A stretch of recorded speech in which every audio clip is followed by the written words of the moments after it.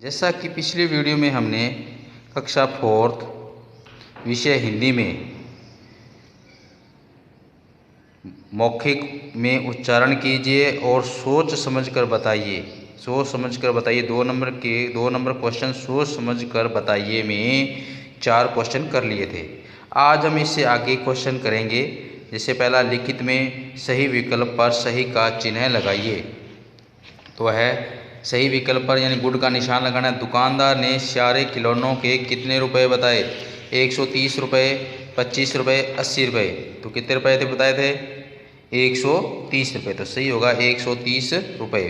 मेला कहाँ लगा था? मैदान में, गांव में, शहर में? तो गांव में लगा था, गांव में। दो बै नंबर आंसर बै सही होगा इसका। बच्चे मेला देखने किसके साथ गए? पिताजी के, मामा जी के, चाचा जी के? तो किसके साथ गए? मामा जी के साथ गए। मामा जी के साथ मेला देखने गए। तो मामा जी के साथ मेला देखने गए थे। तो इसमें मामा जी के साथ में। उसके बाद क्वेश्चन नंबर 3 है सही शब्द से 2 नंबर क्वेश्चन है। लिखित के अंदर 2 नंबर क्वेश्चन, ये सही विकल्प वाला 1 नंबर है, सही है। सही शब्द से रिक्त स्थान भरिए। शब्द दे रखे हैं जैसे जिज्ञासा, रौद्र, पेट, खलनायक। तो इन शब्दों से हमें इनको फिलअप को पूरा करना है। जैसे मामा जी का खालिस्तान रूप देखकर हम सभी सहम गए। तो मामा जी का कौन सा रूप देखकर हम सहम गए? तो इसमें आएगा रौद्र रूप देखकर हम सभी सहम गए। रौद्र आएगा कैब में, रौद्र। पैदल चलने से पैर और खालिस्तान दोनों मजबूत होते हैं। तो पैर और पेट दोनों मजबूत होते हैं। तीसरा है मेला शब्द हमारे लिए रोमांच भरा और खालिस्तान का शब्द था। तो रोमांच भरा और क्या का शब्द था? तो जिज्ञासा का शब्द था। यह जवाब सुनकर मामा जी हमें किसी खालिस्तान से कम नज़र नहीं आ रहे। तो ये खालिस्तान में क्या आएगा? अब एक ही बचा है। तो पहले में रौद्र आ गया, दूसरे में पेट आ गया, तीसरे में जिज्ञासा और चौथे में क्या बचा? खलनायक। यह जवाब सुनकर मामा जी हमें किसी खलनायक से कम नज़र नहीं आ रहे थे। अब है क्वेश्चन नंबर 3, सही कथन पर सही तथा गलत कथनों पर गलत काल चिन्ह लगाइए। अब बच्चे ने मेले में खूब मज़े किए थे। यस, ये सही है। श्वेता ने मिनी रेल में घूमने की जिद की, यानी श्वेता ने मिनी रेल में घूमने की बात की थी, उसने कोई जिद नहीं की। तो ये क्या हो गया? गलत हो गया। बच्चे मामा जी के साथ मेले देखने गए थे। बिल्कुल देखने गए थे, सही है ये। गांव में मेला लगा था। गांव में मेला लगा था या शहर में? तो गांव में मेला लगा था। तो ये वाक्य भी क्या है? कथन सही है। तो सही के सामने सही और गलत के सामने गलत। तो इसमें से एक ही गलत है, बाकी तीनों सही है। अब निम्नलिखित प्रश्नों के उत्तर दीजिए। मामा जी ने मेले में न जाने का क्या बहाना बनाया? मामा जी ने मेले में न जाने का क्या बहाना बनाया? मामा जी ने कौन सा बहाना बनाया? जैसे मामा जी कहते हैं जी मैं बहुत थक गया हूँ, मेरे से चला नहीं जाता। ठीक है, तो इसका आंसर होगा बहुत ज़्यादा चलने के कारण थका होना। बहुत ज़्यादा चलने के कारण थका होना, इस कारण मामा जी ने मेले में न जाने का बहाना बनाया था। यानी बहुत ज़्यादा चलने के कारण थका होना। बहुत ज़्यादा चलने के कारण थका होना। बहुत ज़्यादा चलने के कारण थका होना। उसके बाद मामा जी ने बाहर का खाना खाने से क्या नुकसान बताए? मामा जी ने बाहर का खाना खाने से क्या नुकसान थे? मामा जी ने कहा था कि बाहर का खाना खाने से बहुत सी बीमारियां, ये जो बीमारियां हैं, इस बीमारियां में थोड़ी सी मात्रा जो है बड़ी आएगी। बीमारियां में बीमारियां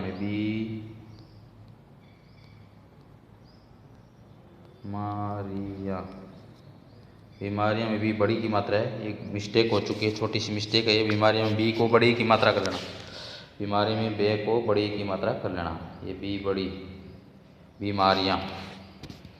बाहर का खाना खाने से बहुत सी बीमारियां में बै को छोटी की मात्रा लगी। आप बच्चे सभी इस बै छोटी की जगह बड़ी ई की मात्रा आपने लगानी है। बीमारियां जैसे दस्त, हैजा, खांसी, बुखार हो जाते हैं। यानी बाहर का, मामा जी ने कहा कि बाहर का, इसका आंसर आपने लिखना है बाहर का खाना खाने से बहुत सी बीमारियां बै को बड़ी की मत लगानी, मिस्टेक हो चुकी है।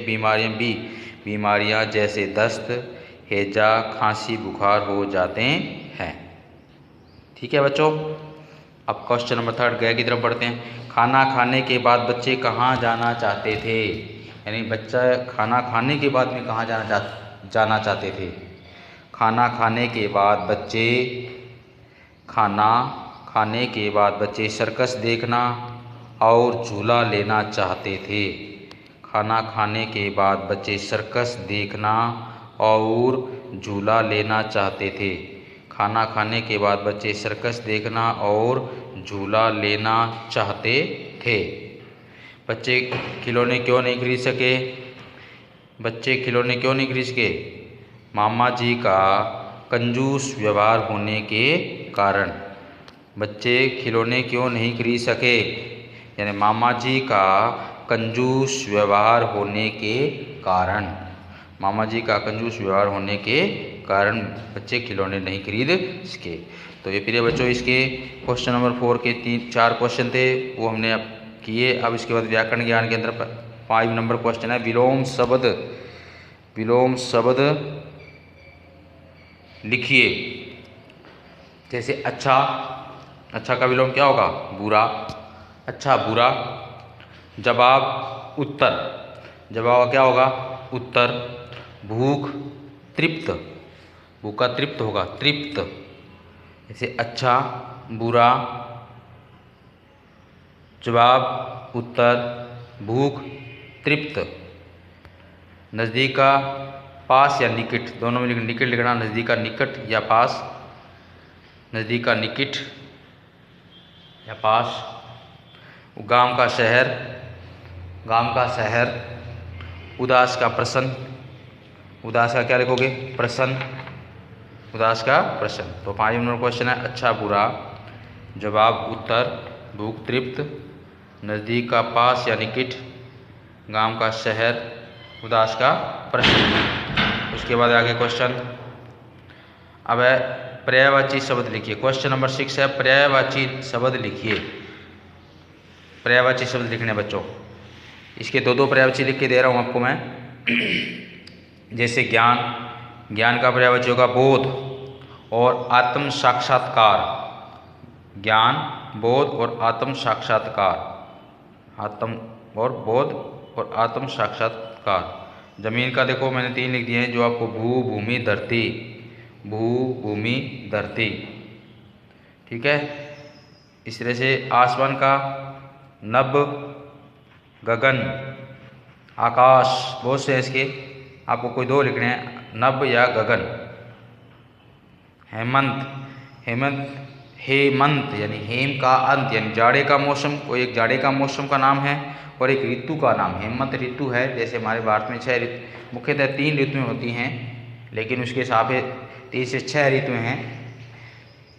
हेमंत ऋतु का नाम। तो जाड़े का मौसम, हेमंत का मतलब जाड़े का मौसम और एक ऋतु का नाम। छवि का प्रभा, शोभा। साल, वर्ष या बरस। वर्ष और बरस। और देखो ज्ञान का क्या है? बोध, आत्म साक्षात्कार। जमीन का भू, भूमि, धरती। आसमान का नभ या गगन।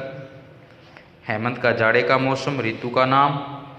प्रभा, छवि का प्रभा और शोभा। और साल का वर्ष या बरस। अब क्वेश्चन नंबर 7 वाक्य बनाइए। इन शब्दों से हमें वाक्य की रचना करनी है। वाक्य की रचना आप भी अपने हिसाब से कर सकते हैं। तो शब्द दे रखा है समझदारी। राम, ऐसे ये भी बन सकता है राम समझदारी से काम करता है, या वह समझदारी से कार्य करता है। आपको जो अच्छा लगे आप ये अपनी तरफ से वाक्य खुद बना सकते हैं। वह समझदारी से कार्य करता है। वह दुकान पर जाता है। वह दुकान से आता है, या वह दुकान पर जाता है। बहुत से वाक्य हैं। जिज्ञासा, वह बहुत जिज्ञासावान है। जिज्ञासा का मतलब जानने का इच्छुक, वह बहुत जिज्ञासावान है। वह बहुत जिज्ञासावान है, जिज्ञासावान है। बंजर, यह धरती बंजर है। बंजर जिस पर कोई किसी प्रकार का कोई उत्पादन न हो, यह धरती बंजर। ठीक है।